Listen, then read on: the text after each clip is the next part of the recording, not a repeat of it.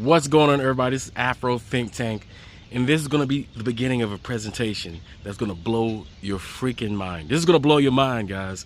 It blew my mind when I found out about it, because you know how a lot of you guys say that I'm pretty knowledgeable in certain things. It's because I'm always studying and always seeking new information, and sometimes I run across something that I didn't know, right? And that's so profound that I got to share with you.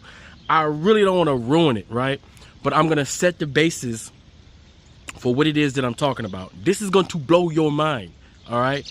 Now, you know how in my videos, if you've been watching me for any amount of time, you know how, I've talked about population and the issues with population. You know how I told you how Europe is having an existential population decline, right?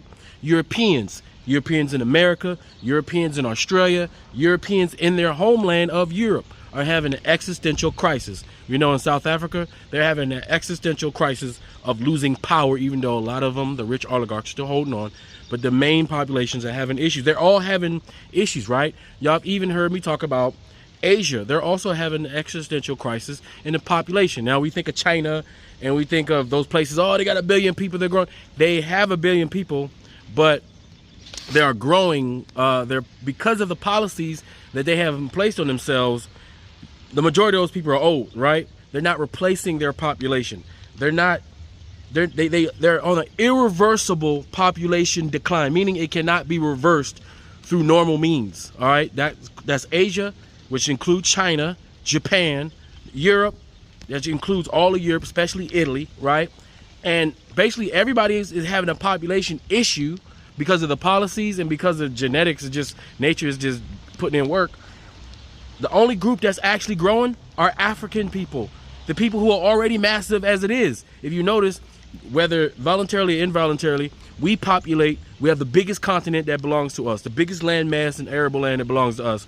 We also reside in Brazil, or South America, Central America, in Asia, and we are legitimately everywhere, and we're ever growing. And we have so many people we can afford to overpopulate everybody else's homeland and still keep our population levels going up in our mainland, right?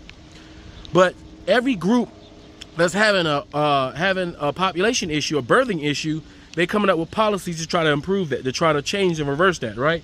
Europeans are trying to pay their women to have babies, right?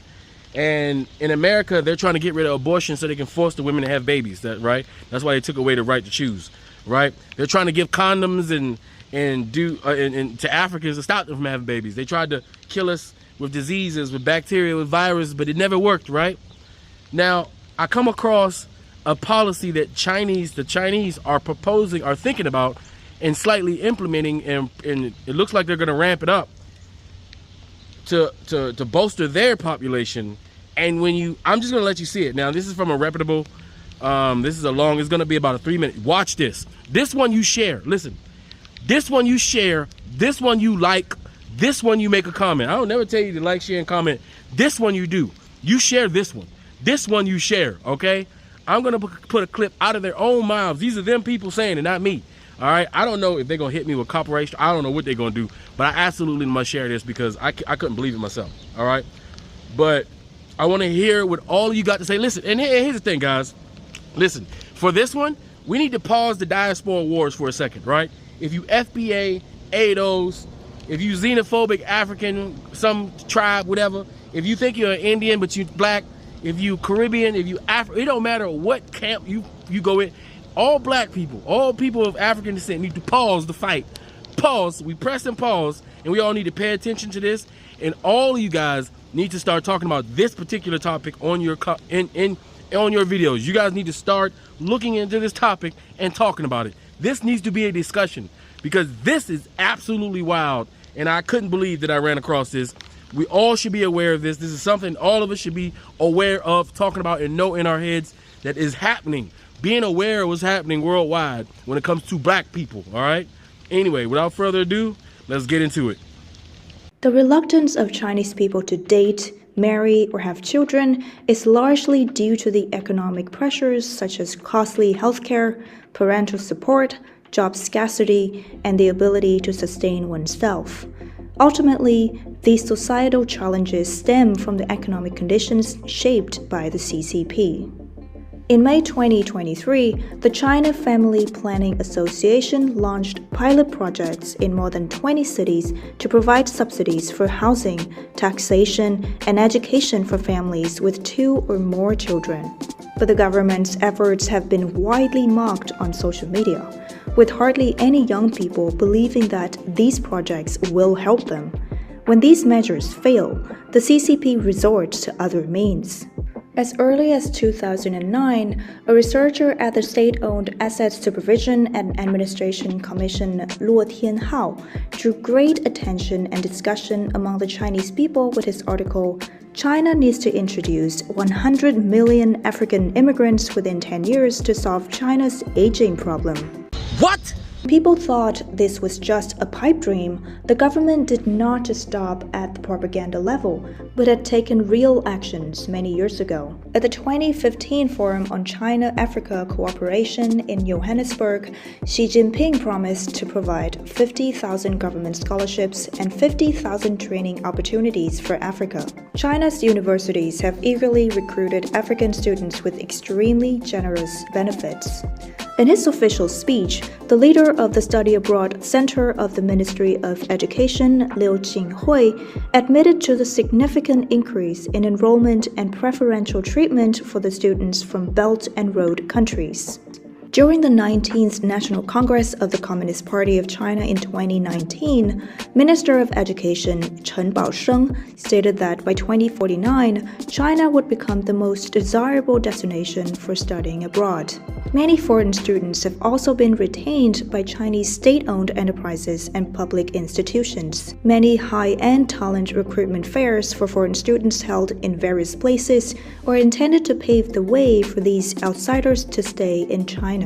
Compared with many impoverished countries in Africa, the livability of many cities in China undoubtedly attracts many Africans. Therefore, more and more African people are happily coming to China and not wanting to leave. For example, in Guangzhou, the peak number of Africans once reached as high as 500,000, and then later they surged to Yiwu in Zhejiang. The advanced wholesale market for small commodities enables them to buy products and sell in their own countries, capitalizing on significant price disparities to earn substantial profits. In recent years, the number of African people in China has continued to grow, and many of them have settled in China and made a living. Mixed-race children are also gradually becoming more common. Experts predict that the number of African people in China will peak at 100 million by 2050.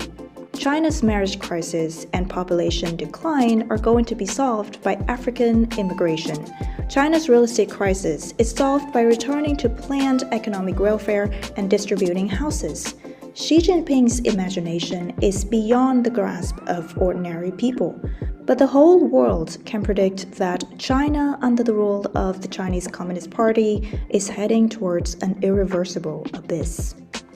In China, parts of the southern city of Guangzhou have become a melting pot of Chinese and African cultures. The number of marriages between African immigrants and local Chinese is on a steady rise. CCTV's Audrey Seek has our story. Meet Kingsley Azie, a businessman from Cameroon. In 2007, he started work as a trader in Guangzhou. From building materials to clothing, Kingsley is supplying Africa with what it needs. He has become a leader in Guangzhou's African business community. And it's here he put down roots. He met his future wife in northwestern Shanxi province where they married. Kingsley says the beginning wasn't easy. And secondly, the language barrier to be able to communicate with the family fluently, it was a little bit difficult. And then the Chinese food, it was very, very difficult for me to accept. At the very beginning, my family and friends rejected our marriage. Cultural differences and the distance between China and Africa were daunting. But their love bridged the gap. Kingsley adjusted to Chinese culture and won over his wife's family and friends. Now they have 2 children. Wang Shuang sometimes finds herself having to explain to her children why they stand out from the crowd.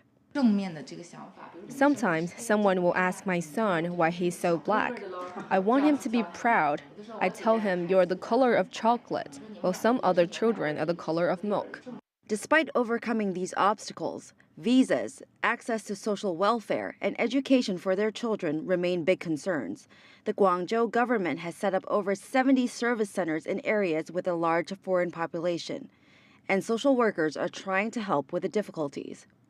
We think there are about 200 African Chinese children on this street. Our center provides information and consultation services. We also provide language lessons, advice on how to deal with legal and medical issues, and help with the cultural adjustment. Many Africans in Guangzhou have to renew their visa every few months. Kingsley is now applying for his Chinese green card, but he doesn't know whether he'll get it, and that is his biggest wish. Generally, China has an open visa policy. Anyone who is eligible can apply for permanent residency. Our policy is not country-specific, but based on economic criteria. Around 20,000 Africans live in Guangzhou, thought to be one of the largest groups of foreigners in the city. The belief that love conquers all is alive and well for many there. Social workers like Xing Han expect the Guangzhou authorities and local community to do more to welcome people who want to call China home. Audrey Seek, CCTV, Washington. 亲爱的，走了。好的，拜拜。早点回来。OK。拜拜。你们把它定好，不让他们去看其他的女孩子。不会。来，亲爱的，今天为你亲手给你弄的牛排。 尝一尝，好吧？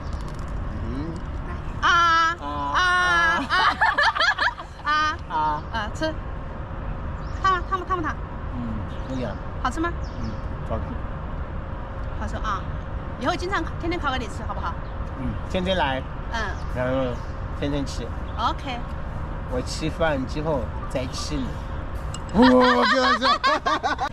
Yo, what's up guys? How are you doing? So today I just came from Beijing and I'm going to see my girlfriend. I know you guys have been waiting for this video.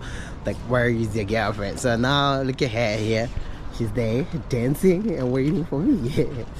So guys, that's been a long time. Actually, a lot of black people you'll talk to say they prefer the racism in China over back in the States. They perceive it to be differently because here they see it more as ignorance, whereas in the States it's more like hate. Like people actually hate you and like want to kill you or threaten you violently. But in China it's more like, it's just different. It doesn't seem like they hate you. Especially when I speak Chinese, I can go almost anywhere and talk to people, at least in the places I've been so far, and people will kind of accept me, I guess. I don't know how else to explain that, but they won't be like, oh, get out of my store. They won't follow me around in the store and see if I'm trying to steal something. They won't, like, I don't know, be rude to me. Now, that's not the case for all black people. Again, I'm the Obama black, I guess, that Chinese people are more comfortable with. So when you have kind of darker skinned black people, their experiences are much, much different than mine. They say China is trying to colonize Africa under disguise of economic cooperation. So what do you see as real neocolonialism? Well, that kind of explanation is difficult to understand.